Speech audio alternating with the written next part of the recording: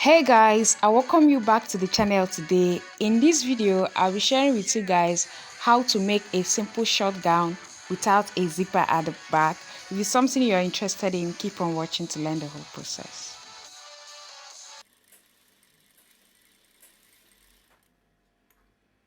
This is the fabric I'll be working with for this tutorial. You should have about 2 yards. So we'll start by folding the material into 4 from one edge. Fold it into 2 first of all, and then fold it again, making it 4.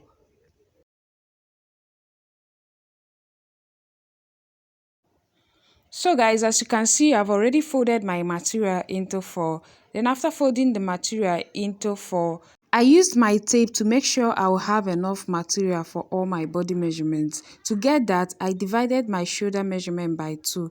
Then I as well added my sleeve length. My shoulder measurement divided by 2 is about 7.5, and I added my sleeve length, which is 8.5. The next thing is to mark the shoulder line or the starting line. So from this folded, the part that is folded, I went in by 3.5 inches for my neck width, so that by the time I'm done stitching it, it will fall into 4 inches because I don't need zipper for this tutorial. So I went down by 1.5 inch for my neck depth at the back. Then after that, I will divide my shoulder measurement into 2. My shoulder measurement divided by 2 is 7.5. I marked it, and from that 7.5, I will mark my sleeve length. My sleeve length is 8 inches, and I added ½ inch for seam allowance because I will be using an extra material to sew that side like a band. You can just add maybe 2 inches seam allowance for yours if you don't need anything like a band around your sleeve area. So from that 8.5 that I marked, I went down by 1 inch for my shoulder slope. And from that 1 inch, I will connect it into the neckline in a straight line.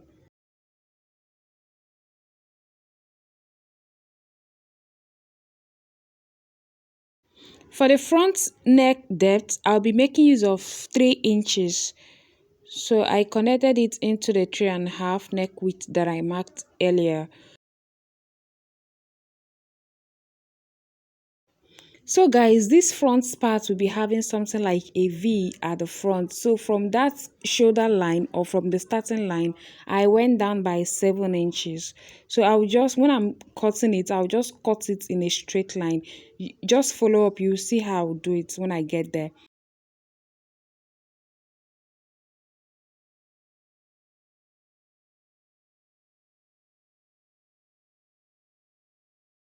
So guys, you know that the sleeve of this dress is attached to the dress itself. So to get the measurement of your sleeve, divide your round sleeve measurement into 2, add 1 inch for ease and 2 inches for your seam allowance. Make sure you place your tape from the shoulder slope. Add 1 inch for ease and 2 inches for seam allowance. I had about 10 inches when I'm done adding extra 1 inch for ease and 2 inches for my seam allowance. So to place the measurements of the bust, I'll be marking it at that same line where I have my sleeve measurement. That point there now is our armhole. So I'll be dividing my bust measurement into 4. After dividing my bust measurement into 4, I had about 9 inches. Then I added 1 inch for ease and 2 inches for my seam allowance. It's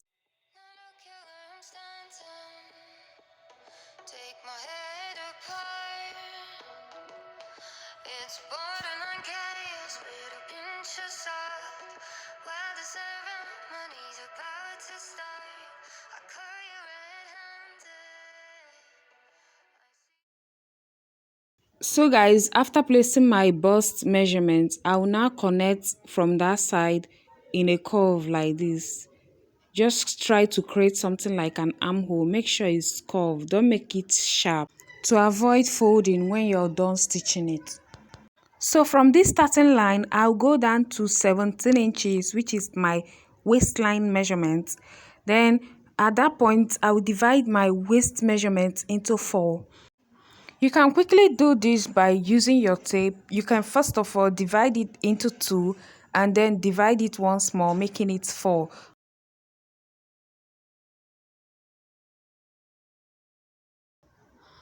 After dividing, just mark it at the waistline. So I had about 8.75 when I'm done. I added 1 inch for ease and 2 inches for seam allowance. And I went ahead to join the lines. So I will adjust my fabric a bit to mark the hip measurements. So from this shoulder line, from the starting line, I got my hip line at about 25 inches. You can make use of 24 inches depending on the height of the person you're working with. So I will as well divide my hip measurement by 4. After dividing it by 4, I went ahead to also add 1 inch for ease and 2 inches for seam allowance. And then I connected the line. The full length of this dress is 36 inches, so I'll mark 36 inches at the hemline and also add 2 inches for my hemming allowance. So I marked 36 inches for the gown length and added 2 inches for my hemming allowance, making it a total of 38 inches. So guys, to get the measurement for your hemline, just remove 1 inch from the total measurement you have at your hip line and mark it at the hemline. And then after that, you can then connect the line.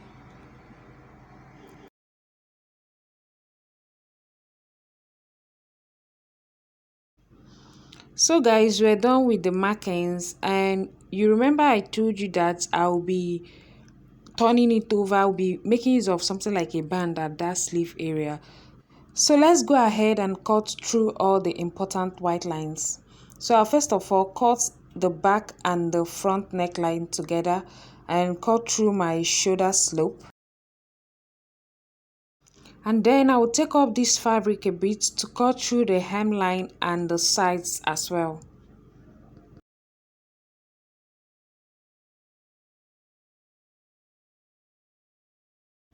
And please, while cutting through the armhole area, make it well curved. Don't cut it in a sharp straight line. Make sure it is well curved.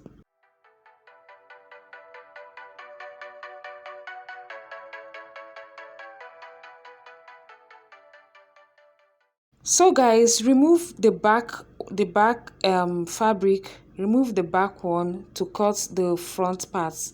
We'll cut the front part separately,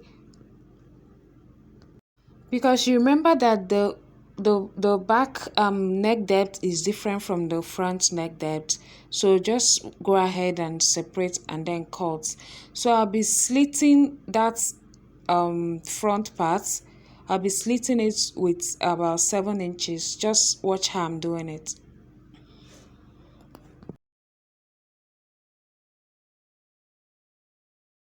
So guys, as I open it up, this is what it looks like. This is what I was trying to explain to you. So this is how the back side look like. So I've gone ahead to also cut something like a facing. Just cut a small fabric to use and turn all the neck area. So I'll be stitching it down with 1/2 inch. I will turn it over and I'll stop stitch. I'll do the same thing for the front side as well.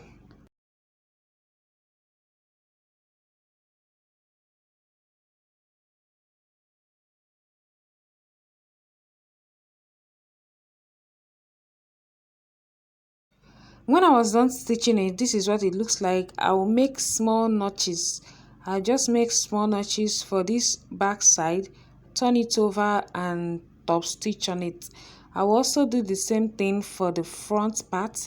I will notch. I'll just make slight notches. Please, while notching, be very careful so that you don't cut your stitch. So I'll make tiny notches.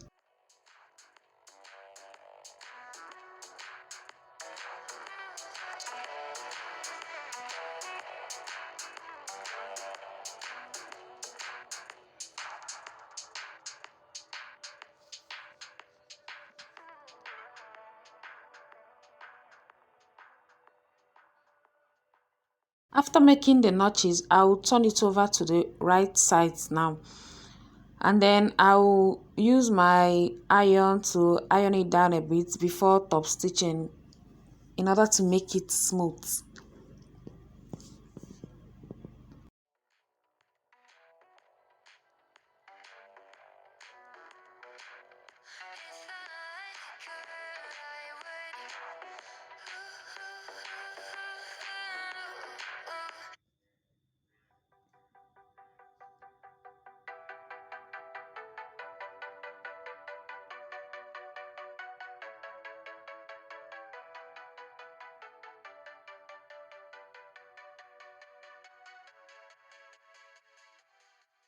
So guys, after I was done ironing, I went ahead to top stitch on the back side and the front side as well. So the next thing to do is to shape the dress. I'll place them right sides facing each other. As you can see, the back side is beneath and the front side is on top, but you can basically place it anyhow you want. I'll then stitch the shoulder area like this and also do the same at this other side. So guys, I'm done joining the shoulders. It is not very clear, but just go ahead and join the shoulders. I also cut something like a band which is about 2 inches or 2.5 inches and joined it to the sleeve area like I said earlier. So this is how it looks like, and then after that I'll then go ahead and shape the sides. I'll be shaping the sides with about 1.5 inches. Remember we added 2 inches for seam allowance, but I'll be taking away 1.5 inches. You know, this is a free dress. It's not supposed to be exactly tight on the body since it doesn't have a zipper. So while shaping, make sure the armhole area is well curved and not straight. Please remember that to avoid folding at the armhole area. When I'm done shaping the side, I will also hem the end of the dress. So guys, I'm done shaping the sides and this is exactly how it looks like. You can see my sleeve looking so beautiful. And I've also hemmed the down parts. I even added pocket to this dress. I'm sorry that I couldn't show you how I did it, but I just decided to add a little pocket to the sides. And that's basically all for the making of this dress. I hope you enjoyed the video. So don't forget to give it a thumbs up. You can also share, and if you have not subscribed, please do well to subscribe. Thank you so much for watching. See you in my next video. Bye.